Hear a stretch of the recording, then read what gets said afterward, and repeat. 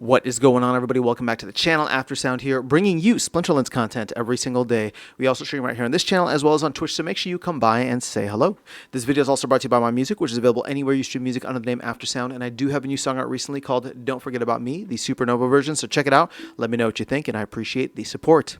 All right, guys, we had an awesome comment here from Mandroid, which was on a video that was actually in response to another comment. This was the video that where I basically was saying you're thinking about Splinterlands all wrong, and I was trying to shift people away from the investment mindset and really just focus on it as a game or a hobby. I think that's the best way to view it.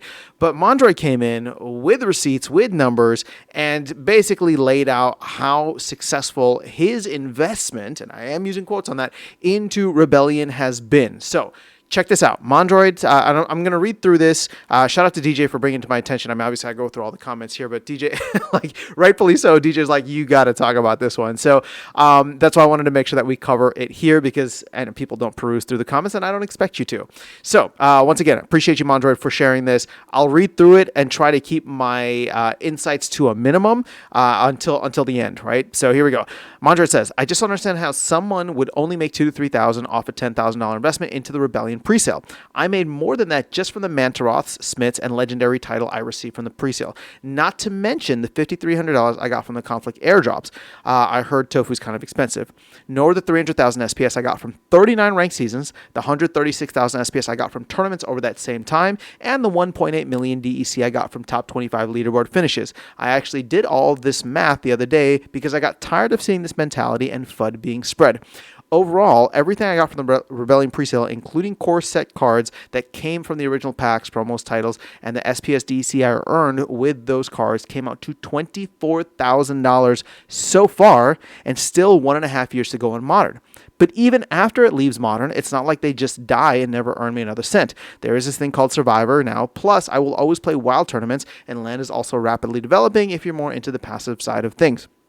If you only made $2,000 to $3,000 off $10,000 in the Rebellion presale, that's a you problem, not a Splinterlands problem. I'm guessing you would have had to have just been AFK the whole 1.5 years it's been out and not stake your cards in conflicts or do a single battle. Something isn't adding up here. So once again, Mandroid, thank you for sharing this. This is very enlightening. So again, I'm not sure how much Mandroid spent. I don't know if Mandroid talked about how much he spent. Let's see, not to mention 5,300. Yeah, so I don't know if it was 10,000 for him as well, but I don't think that he spent $24,000. He got $24,000 though, which is very, very impressive, all things considered. Maybe we can get a follow-up on that to see how much his initial investment was. Now, here's the thing.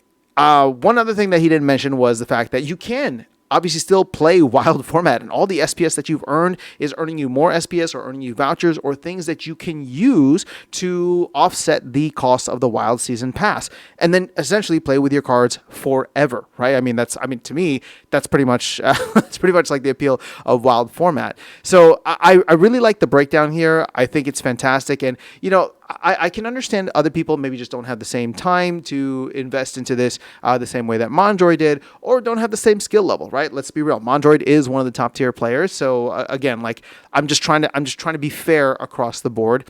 But that being said, if somebody wanted to come in and have a more passive approach to the game, I think Mandroid even laid it out there. Like, just focus on land. And that's kind of what I've been doing, right? Like, I didn't go heavy into Rebellion. I'm buying some packs, but I'm not even going to go that super heavy into Conclave Arcana. I'm excited for the set, and I'm going to be buying cards here and there as I go, but I made my investment into land. I kind of tripled the amount of land that I owned, and slowly and steadily starting to work it up and, you know, and build it out. And especially now because there is a lot more going on with land, and Cryptomancer's been a beast in terms of like bringing things out.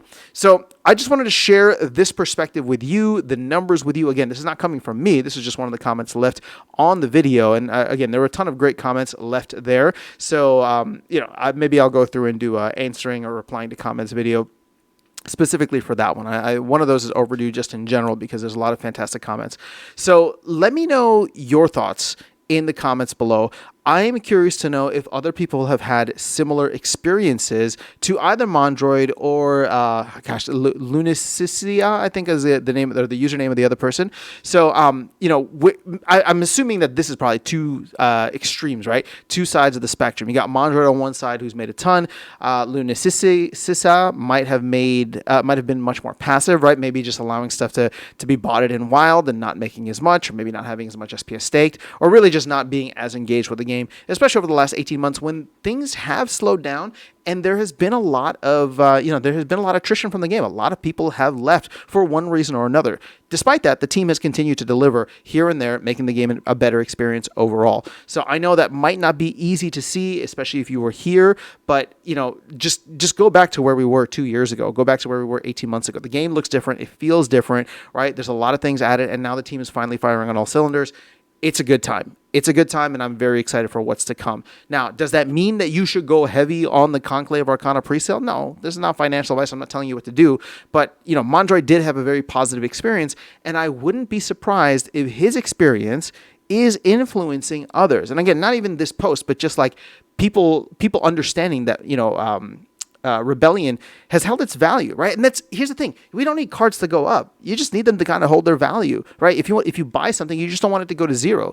And I'm not talking about that from an investment standpoint. I'm just simply talking about this again. Let's go with the hobby mentality, right? Like if you want to buy something and then sell it later, most of the time you're not hoping to get more for it if it's just a hobby, right? You buy something because you want to use it, and then after it's lightly used, you hope that you can get some value for it.